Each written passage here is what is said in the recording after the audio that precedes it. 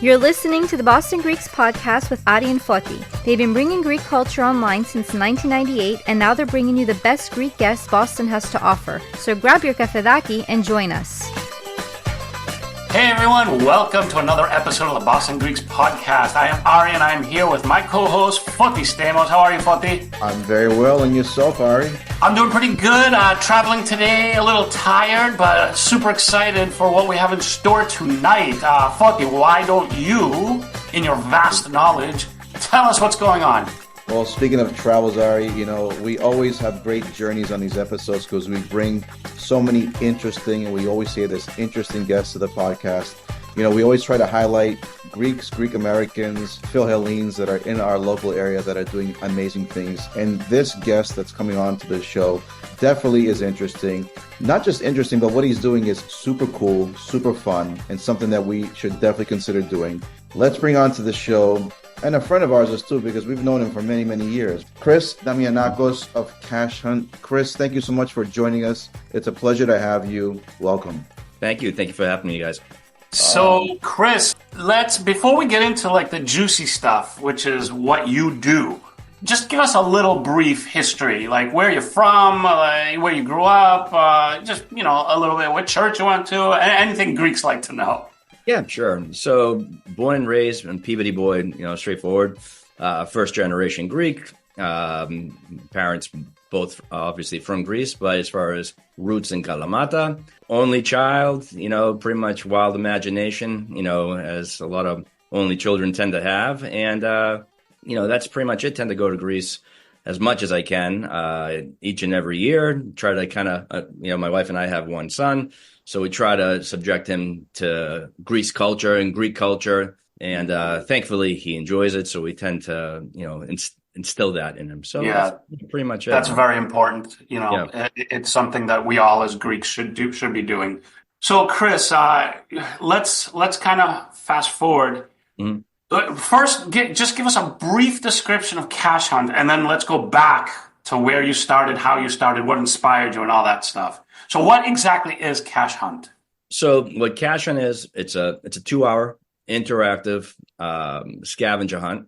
Kind of has elements of a traditional scavenger hunt and an amazing race. It's conducted in the city. The city itself is the game board. It's usually about a mile radius.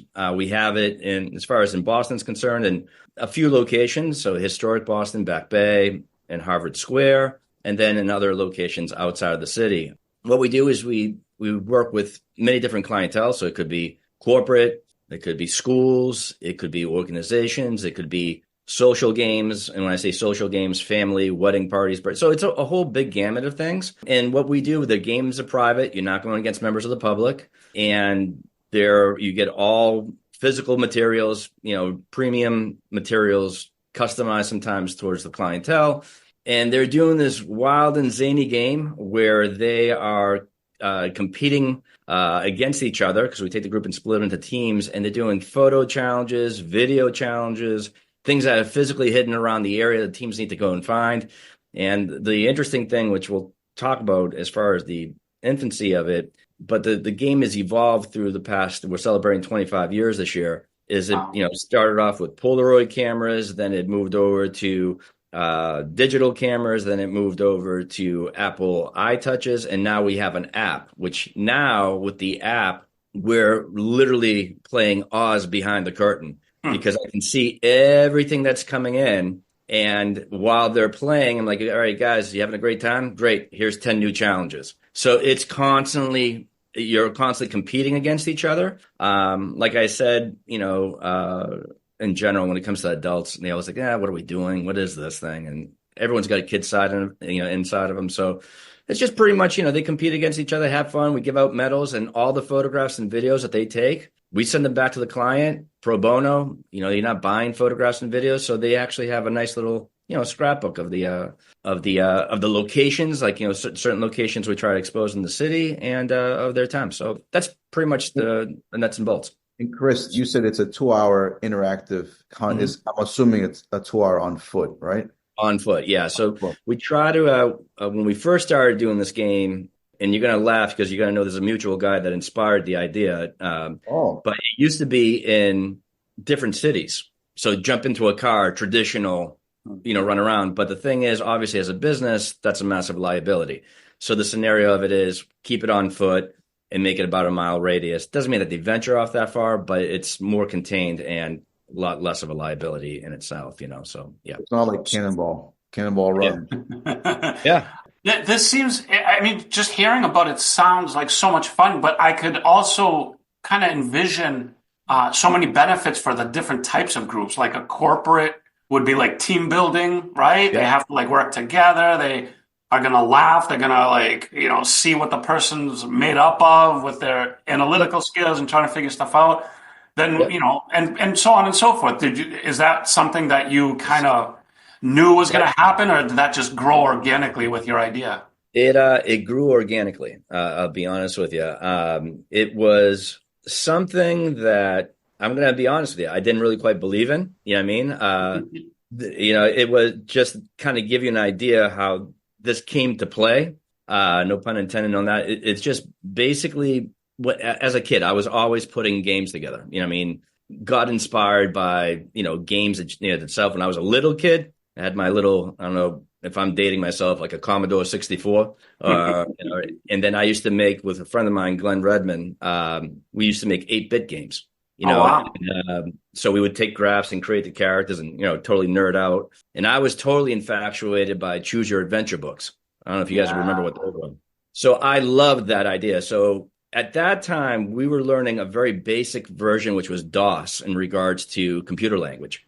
And, we would write out the story and all that type of stuff. So that really inspired that. Then later on, what happened was I went to, as I would go to Greece and visit family, my cousin said, we're in Kalamata. He goes, we're going to go on a weekend exochi to Finikuda. I'm like, all right. I was 15 years old, I think, at the time. And we went. We stayed there for the weekend. An Italian tour group came by. They stayed there, and they were going to have this big game. So it was myself, my cousin, and his friend. And ultimately, what they did was the first day was a scavenger hunt.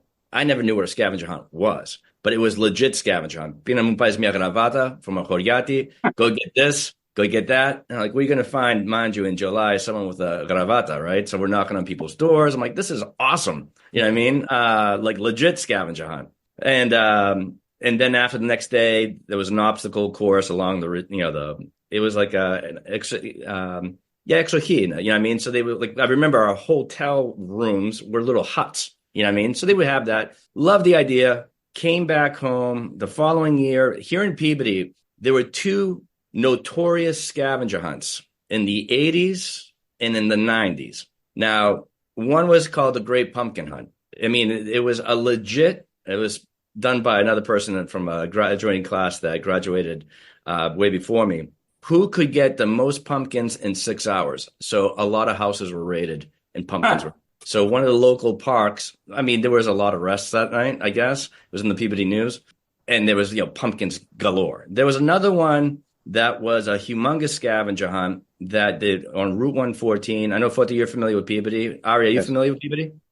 Slightly, not very. He knows the Starbucks on 114. Okay, so right across from the Starbucks was a Chrysler dealership, and they used to have this humongous pink elephant. And the senior class that year had a big scavenger hunt a couple days from their graduation. Well, lo and behold, on graduation day, the pink elephant was on the football field. I love this stuff. Now, mind you, I wasn't doing that type of stuff. So I loved that whole idea. And I'm like, oh, wow. And I saw this movie called Scavenger Hunt, got inspired. Then I did a big scavenger hunt, as a teenager. It went really well. Then that spawned off, because I love the idea is like, if I can pit Ari against Forti, let me see what the results are going to be. I always loved seeing that. You know what I mean? I loved breaking out tournaments just to see, as a spectator, what you would do. So it wouldn't be much of a challenge. I would destroy him. There you go. Well, yeah, let's put some money on that. Yeah. So, different types of tournaments, racquetball tournaments, billiards leagues, all that type of stuff. And then years later, and this is what I'm going to say, the mutual friend, my wife was in Greece for a wedding, and I was here. and I was watching, this is like in 99 or 2000, and I was watching the first season of Survivor. And I'm like, wow, this is a really cool game. I'm like, heck, I'm going to do a scavenger hunt again. So I call, my wife calls me, like, so how things go? Listen, when you come back, I'm going to do a big scavenger hunt for friends and family. And she goes, what? I go, trust me. So it was years later, I do the scavenger hunt, and the mutual friend is Peter Solaris. You guys obviously know Peter. Peter. Of course. So I go, Solaris, we're going to do a scavenger. He goes, I'm in. I go, all right. So we got all these people. Everyone will put some money in. I wasn't making any money out of this whole thing. It was just whoever wins gets the pot. So we just started, this is just my marketing mind. I would just go to everybody's house and their mailbox put, where's Clucky the chicken? It looked like a newspaper article. I was like, what the hell are you talking about? Chris, what's that? I go, I don't know. I go, some sort of chicken that's missing, whatever. So anyway, it was one part of the game. It was just like a stuffed chicken that I had hidden. But mind you, they had to do other challenges, photos and videos, all in cars from Peabody to Boston and everywhere in between. It was a 6-hour thing. So I remember Solaris, I go, all right, everyone's going to come over for a coffee and breakfast. Then we're going to break the teams and off you guys go running. I'll never forget Solaris. Solaris comes with a humongous chicken cage. I'm like, hey, what are you doing with that? He goes, you said we're going to get a chicken. I go, my neighbor has a chicken. I'm going to bring it. I'm like, no, I can't. So anyway, they all play it. They have fun. Solaris wins it, actually. Of course. And Solaris says to me, you ever think of this as a side gig? And ultimately I said, it will never work. He goes, you ever try it? I go, it'll never work. And then he goes, trust me, give it a shot. So long story short, the following year, I put an ad in the Boston Herald. And then about 2 or 3 weeks, a phone call comes in. I'll never forget it. And there's a little Easter egg in my games. His name is Luigi the Chico. He was the first guy. He calls me up. He goes, yeah, how you doing? I saw this ad that you got. What is this? Cashunt. Is it you win money out of this? I go, no. Now, mind you, I didn't believe in the product. How the hell am I going to explain this product? He goes, listen. He goes, me and my Uncle Sal, I'm going to do a bachelor party, and I want to have you do the scavenger hunt for me. I'm like, oh, I go to my wife. I go, I don't know. I go, these guys come like right out of the movie, right? So long story short, we planned it out. It was, again, a multi-city type of thing. And I had to meet him at the end of I think it was in Everett or in Malden in an Italian-American club. It was literally knock on the door. Who are you? It was a blast. I got hooked. But the game wasn't where we are at now. I mean, I was doing some odd jobs, bartending, substitute teaching, all that type of stuff. And we would do it every Saturday at 6:00. And my wife would say, did you ever think about doing it during the day? I go, it'll never work. Did you try it? No. I advertised. It worked. Do you ever think about doing it during the week? It'll never work. Did you try it? No. Do it. And that's where the corporate came in. Again, organically, the wedding parties came in, but we weren't doing, like, we do close to 200 plus games a year. I think I was probably breaking the first couple of years. Like I always, 25 years, I always say, ask me about my first 10 years. They weren't glamorous. So the thing is that we would do maybe 10 games a year, then maybe 15 the following. And then what just brought it where it was this family did it out of Washington. They had a great time. And this is 10 years later. Everyone in their right mind would have dumped this idea probably in about a year. And the phone started ringing a lot more. And they go, we saw the review. I go, what review? Oh, it's this, this website. And I go, what's the website?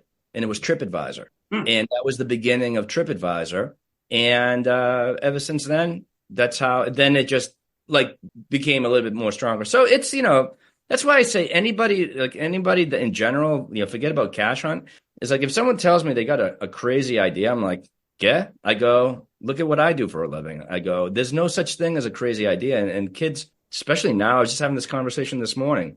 There's so many tools that back in the day, we didn't have those tools. I mean, the only thing that we had was the internet. And the only time you had to advertise, you could only advertise in a magazine, which would cost you, through the nose, or a newspaper. Or now with AI tools. Huh? Or GreekBoston.com. Oh, Greek Boston.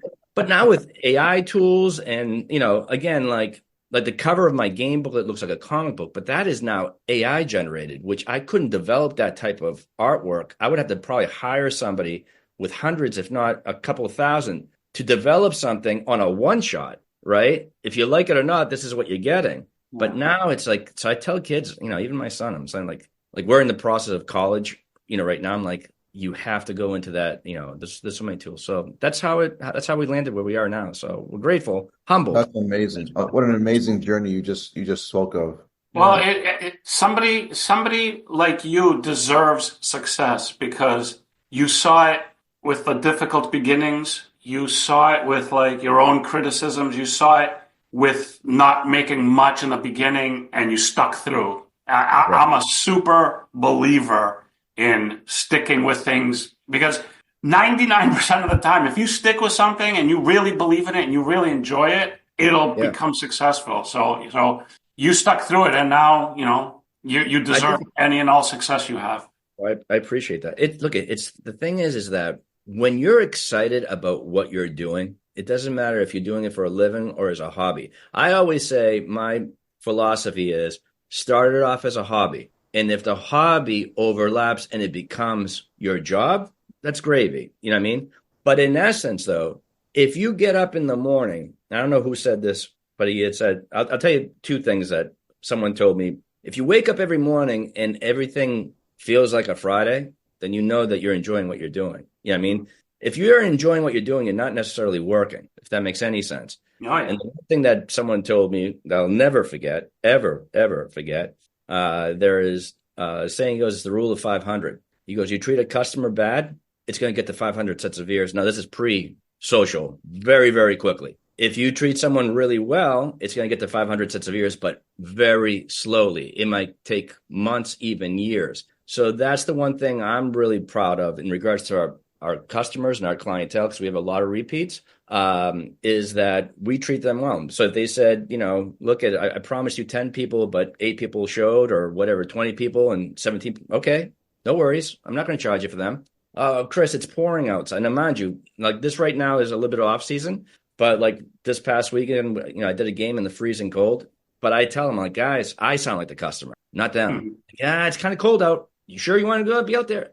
They go, yep, we want to come. Or, oh, Chris, it's really bad. No worries. You deposit, it comes back. Because because I never want a customer to ever assume that, oh, wow, this guy, he made us play in the rain, or, he'd charge us for something. You can't do that, And, as far as Greeks are concerned, and this is where I have a debate, is that I'll tell you something that bothered me. I just had this conversation not too long ago. There was my old primary care doctor about a few years ago. I sat down and we were talking. There's racism in the world, but it's not only black and white. It's also nationalities, as well. And I remember this because it was on 2 different occasions, on 2 different years of a checkup. And he had said, he goes, so you're Greek. So you must have a pizza shop or you must paint. I'm like, I go, neither do I do that. I go, yes, there are Greeks that own restaurants and there are painters. And I go, why would you say that? And he goes, that's, anywhere you go, it's owned by a Greek. I go, no, that's not the case. Vado per after, right? I'm not going to get, it bugged the heck out of me. I'm not going to lie to you. The following year, the same idea, same thing. I go, is that what we're known for? I go, is that literally what we're known for? I go, if you don't mind me asking you, doctor, I go, what's your nationality? And he goes, well, I'm Italian. I go, sorry, do you have a pizza shop or this or that, or do you make ceramics? Or he goes, no, I'm a doctor. I go, don't insult me because, that's insulting to me. So the key thing is, which I love, like if you watch a movie and you watch the credits, look how many Greeks are in the credits. Yes. Right? Because we definitely pay attention, or we have been paying attention to the credits, looking for a Greek name. Yeah. The Greeks are out there in high places, in big jobs, leaders of companies or whatever. That stereotype drives me nuts. And I will tell you this. Sometimes Greeks will be like, "Tikanis, ti δουλειά είναι αυτό? Τι δουλειά είναι αυτή, ρε?" We feel your pain because we feel your pain because we get that engagement. You get it? This was the beginning. Τι δουλειά έκανε? Τι παιχνίδι? Τι κάνουν? Και πληρώνεσαι? Άκουσες τι κάνει ο Δαμιανάκος. Κάνει ένα παιχνίδι και τρέχουνε για πόντους. Then the business does well. Σου είπα, ρε. Καλύτερη ιδέα είχες. Τι καλύτερη ιδέα. I'm like, right. But I don't forget that. I don't forget that. And I'm like, I respect that, but you got to look at, we're all, and that's what I'm saying. It's just a scenario that as far as Greeks are concerned and every other nationality, that we're knowledgeable, we're spreading our wings, you know what I mean? We're making our names known in regards to our nationality. So it's all good. But yeah, I trust me, I had my share of criticism for I'm sure. sure. But Yeah. Chris, you are definitely an example of as a passionate Greek American, because we bring plenty of Greek Americans from different backgrounds and industries, that whatever we choose to do, we do it with like drive and passion. And we I respect succeed that. at what we choose to do. That's one thing about Greek Americans that I would love to highlight, is that no matter what industry we decide to take on, we always excel at it. Absolutely. And it's this thing that I get really, it sounds kind of funny because like I'll watch, like I was saying, like the analogy of a movie or a TV show, if the credits are at the beginning and the cinematographer, I go, wow, there's a Greek. You know what I mean? It's kind of like a scavenger hunt in itself, right? So, oh my God, look at that. But it gives you so much pride. I'll tell you one thing. I was in Chicago. There's a friend of ours that, have you guys been to Chicago before? Yes. Yeah. So I was, so we have mutual friends that live in Chicago. And when I was there the very first time many years ago, I remember being in Greektown and I sat at a cafeteria with my wife. And the table next to me was like, they looked over and just said, Yassas, how you doing? What's going on? Because now I'm thinking in a Northeast type of mentality. You know what I mean? I'm like, oh, nice to meet you, whatever. I go to my friend Tom, I go, what was that? He goes, this is the Midwest. He goes, us Greeks here are very united. I'm like, really? So we would go somewhere else again, but nothing like, there's nothing that anyone wants from anyone. Hey, how's it going? What's your name? Oh, wow. My name's Yanni, or my name is Vasily, or whatever. I was like, wow. I go, that is really cool. And that's why, as far as Boston is concerned, like you see it in New York, you see it in Chicago or Toronto, or whatever. There's a Greek town, you know what I mean? Where we don't have it here. And I was just having this, I know, Foti, I know you have kids, right? Yes. Yeah. Ari, you have kids? Mm-hmm. Yeah. Okay. So I was just saying this just recently, and I sound like a parrot but when we were growing up, you had Greek dances, you had Greek picnics, how it was, Thanksgiving, Christmas, Easter, Annual the big dances. nights, right? Yep. And where Greeks would meet Greeks, you know what I mean? And form relationships, form friendships or whatever. That seems like it's kind of slowly, diminishing. It is what it is. We got to keep why don't you start doing also get Greeks together cash hunts? Ari, I'm gonna be honest with you. I tried. Greeks are tough customers, man. Yeah, I tried, but the thing is, what I tried to, but it wasn't in regards to a business, like a business transaction. It was more like, let me provide you the product, like I mentioned a little bit earlier, with nothing. I don't want anything in return. If it's for a charitable cause, I want to know what the charity is, so I know that it goes to the charity. And believe it or not, and so there's nothing like, let me just do my thing. Let me put the game together. You deal with whatever you guys have to deal with, and we'll call it a day. Yeah.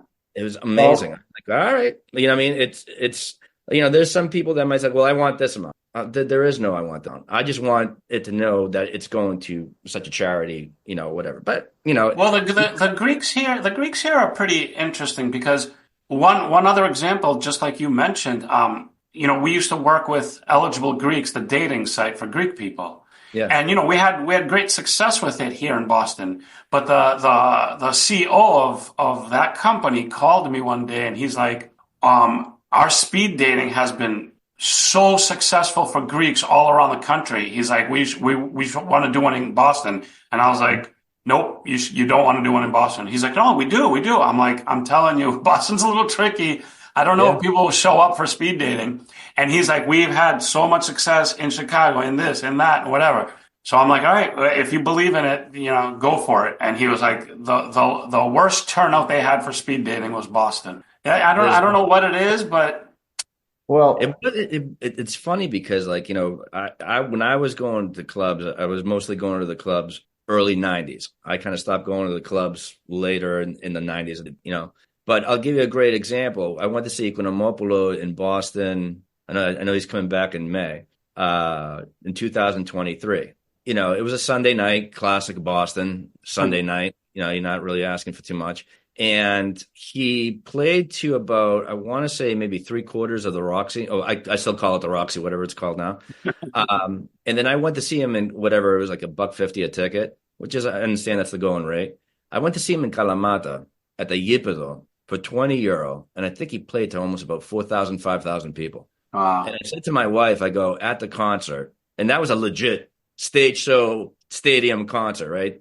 And I said to my wife, I go, doesn't Economopoulos look happy at this concert? Because you just can't, and that's the thing is like, bringing I know they just brought Guillermo on Sunday. I don't know how that did, but the point of it is that, really. So it's just a scenario that a Sunday Boston can't compete against New York. Guillermo can do 2 nights, 4 nights, 3 nights, or, Economopoulos or whatever in New York, easy. But bring him on to Boston on a Sunday, and then you have to be at work at 6 a.m. It ain't happening. Times have definitely changed, Chris. And, we speak about this with Ari all the time as time goes on and how our circle changes, our generations are changing, what we're being subject to is changing. But I still believe that we can find very creative ways to keep the flame going. And to Ari's point about doing something with Greeks, I still think that even as our parejas are trying to think about, even in our age group, because we're in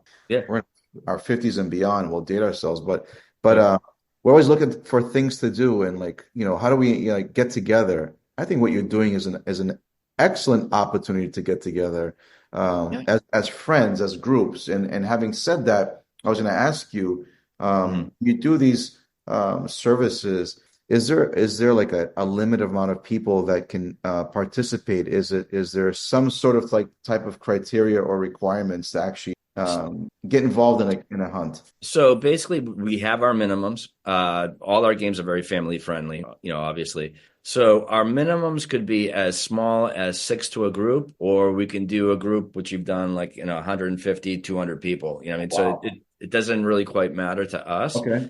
The only thing is with us is that we always ask that the group, again, because the game is private, so we always ask that the teams are predetermined prior to arrival, and then we do our thing. They basically don't have to lift a finger. We just do the instructions at the beginning. We're monitoring the game as they're playing. So as they're playing, again, we can see all the submissions come in, and we can also communicate with them as they're playing. And then now we're back in the day, we had to go through cameras and go one at a time. And tabulate. Now it's pretty much instant gratification. So we then do the presentation of how everybody did. So it doesn't really quite matter. I mean, as far as age ranges, we don't like to go under, the youngest would be 13 years old and then up. I always say, I usually get this question sometimes, and it's like, oh, we got a bunch of, 60-year-olds. I'm like, okay, that doesn't mean anything. A 60-year-old could be healthier than a 20-year-old these days. So it doesn't really quite matter.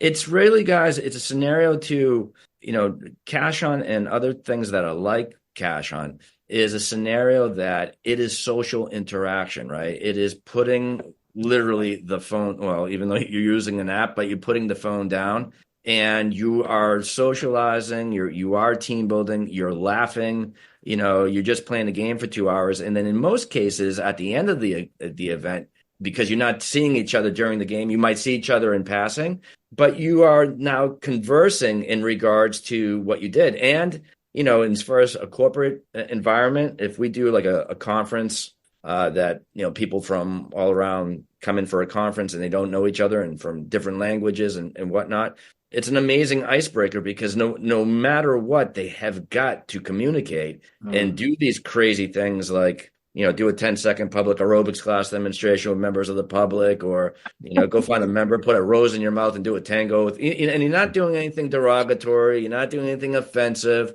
You're doing anything comical. Like I remember, I'll never forget that there was a particular company that when I was doing the instructions, I was wearing sunglasses, so I'm constantly looking at him, and he was like literally like this. What are we doing? And the thing is, the psychology I was saying, I think earlier off air in regards to points. So we have video challenges, whatever. The higher the point value, the more crazier the challenge. And that same guy came 2 hours later. He goes, "Don't bother. Do not bother counting anything. We won." This guy, there was one challenge, it's called Clucky, which means as a team, you got to find a member of the public and for 10 seconds, circle around them and cluck like chickens. Here it is, a CFO or whatever he was, or a CMO that was clucking like chickens. I got companies, like these are our, again, I don't know what to blur, but these are like our medals. So we change them year after year. And it has a season, like this year will be the 25th anniversary. So we have people that have played the game before, and some of them come back like Michael Phelps. They'll bring their medals from previous and they'll wear them. That's awesome. I love that. I just love.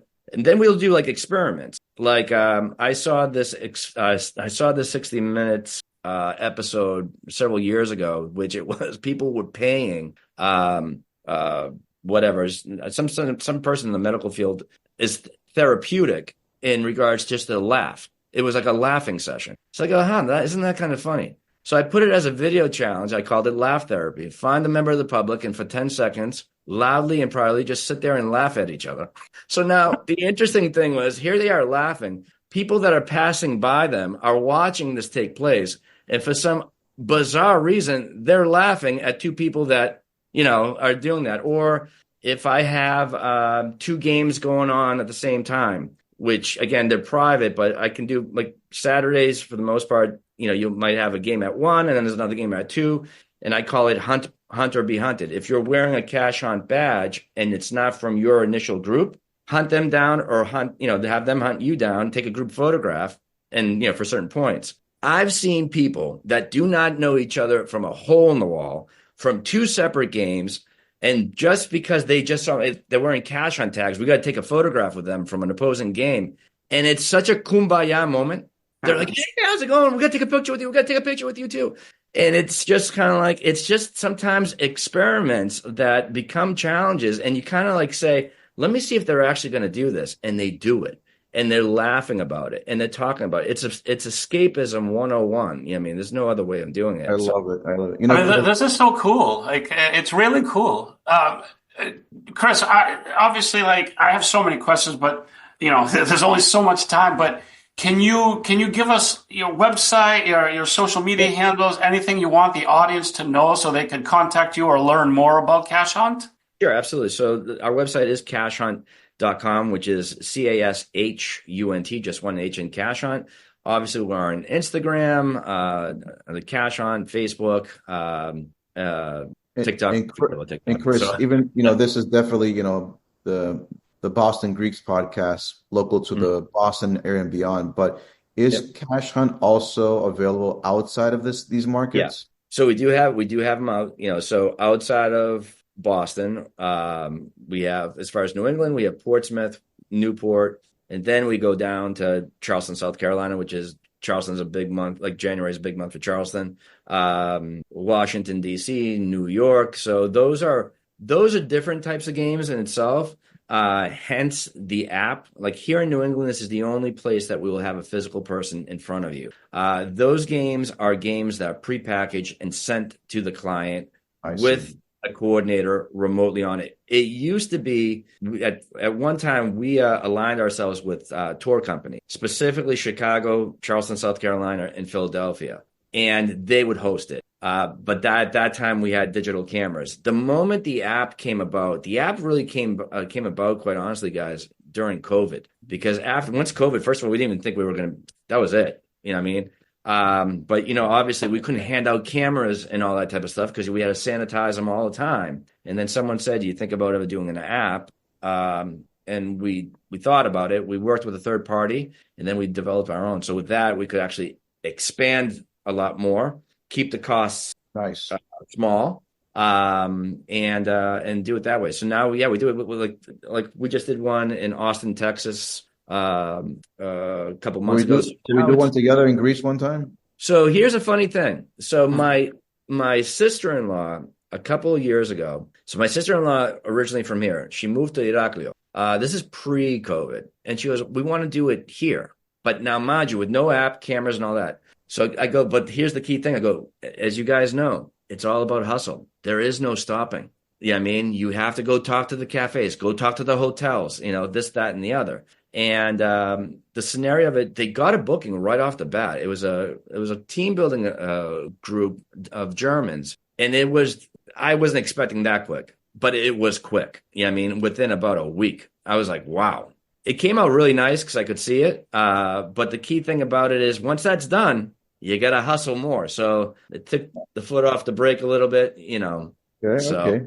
Yeah. Wow, Chris. This is amazing. It's. Oh, yeah. I think, Ari, we got to bring Chris back on again. I say next time he comes on, he's going to tell us some of the funniest stories, some of the craziest stories. We could go on and on. But I think there's a lot here to unpack, which, definitely I think it's pretty interesting to talk about.